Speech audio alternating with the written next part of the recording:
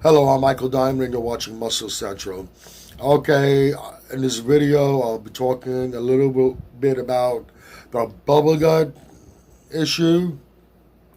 Now, I discussed it before and my ideas on what's causing the problem. But now I'm more solidified in my belief in what the issue is. Let me start by referencing Andre the Giant. For those of you who don't know who Andre the Giant was, I'm sure most of the people out there do. He was a pro wrestler, dubbed the eighth wonder of the world due to his very large size. He had a condition called acromegaly. What it is a tumor on the pituitary, which causes the pituitary to spew out large amounts of growth hormone. That in turn resulted in his very large stature. He's been listed as tall as 7 feet 5 inches. I think he was probably a little shorter than that, but over 7 feet for sure. Which it's really irrelevant. He was a large man. Now, if you looked at him early in his career when he first came up, besides the fact that he was a very large man, there was nothing that looked abnormal, for lack of a better word. Nothing that looked abnormal about him. But if you noticed, as he got older, his facial features started to change a lot. You can see the bones in his face were growing. It appeared that his rib cage continued to grow. He got a lot of abdominal distension. Not much different than what we see in some bodybuilders. Now, I think what happened with Andre is once he reached the limit of height, growth and height, the large amounts of growth hormone continue to make his body grow in other ways.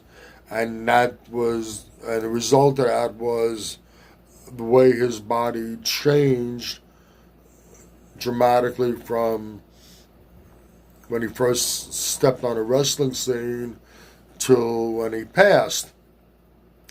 Now, bodybuilders use growth hormone. They've been using it for quite a few years now, but this gut issue is pretty much in recent years. It pretty much started to show up a little bit in the early 2000s, and then as time passed, we would see it more and more.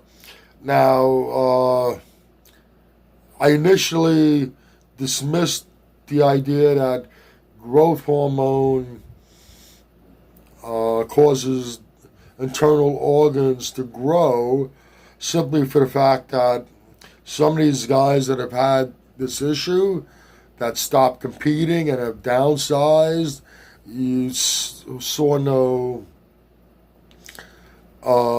sign that they had an issue like that ever. The distension completely went away. So for that reason, I dismissed the idea that it was growth hormone.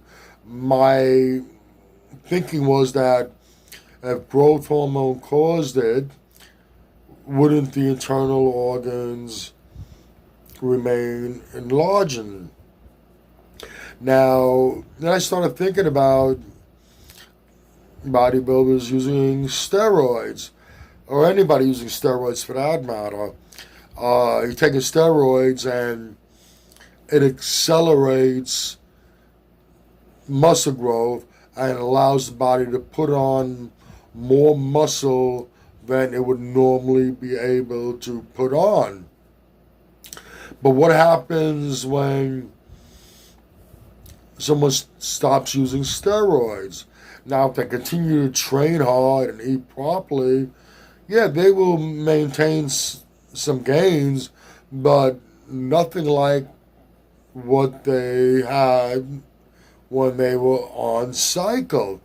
If you're off for long enough, in time, you're going to lose a substantial amount of those gains.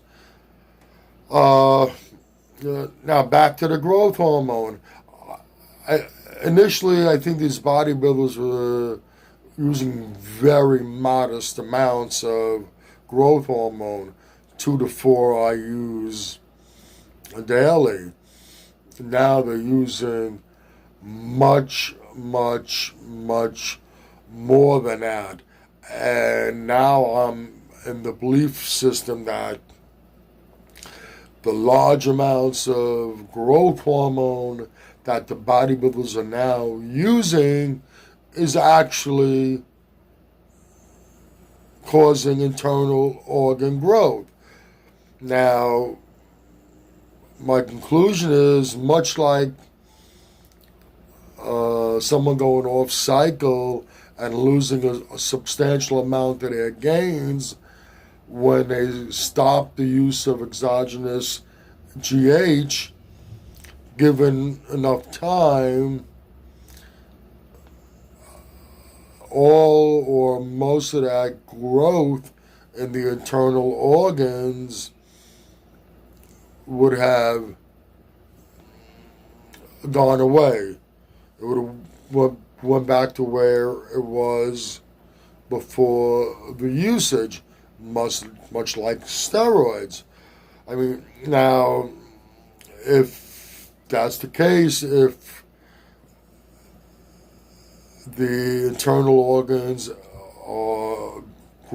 have grown and they're pressing up against the abdominal wall, you can be in very good condition, low body fat levels, and still have that distended midsection. After all, you see the abs on these guys that have this issue. It's just that they're bulging out, kind of like a turtle shell. So right now, I'm in the firm belief that growth hormone, yes, can cause internal organ growth and is the cause of a lot of the distended midsections that we see. Now, there could be another cause, or it could be a combination of the growth hormone and another cause. And what I think that would be insulin.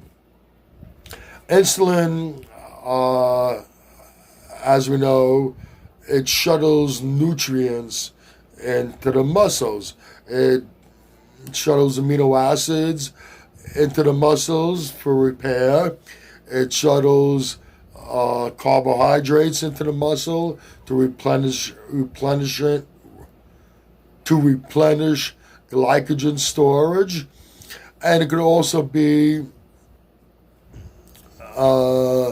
transport fat into the fat cells for fat storage. Now, besides storing fat into the fat cells for fat storage, what I believe is also happening with the insulin is it can create visceral fat buildup. That's fat around the internal organs. Now, yes, these guys are you might say, well, these guys are dieting down for a competition, and they're losing all this body fat, and the rest of the body looks very conditioned. How come they're not losing the visceral fat? Well, Subcutaneous fat is a lot easier to burn off and lose than visceral fat. And so that's what it could explain why they have fat around the internal organs, and you can still see their abdominals. It's just that the midsection is protruding. I think in some cases you have a combination of both of those things going on. Either one, if I'm correct on this, on my belief on all this, either one could cause the problem. You have the internal organs grow and push against the abdominal wall, push it out, you're going to get that distended look. If it's just visceral fat, it's almost like having the abdominal organs, internal organs grow and getting this, because they're essentially getting bigger, the fat's building up around it, so essentially getting bigger, pushing up against the wall, causing that distension. And now if you have both those things going on, the problem could be really serious. You see in some guys it's slight, and some guys it's not so slight. It's, look at Phil Heath. It's, why did he lose the 2018 Mr. Olympia? The guy he looked good. He was in great condition, but the midsection was everything else looked great except for the midsection, which was protruding too much.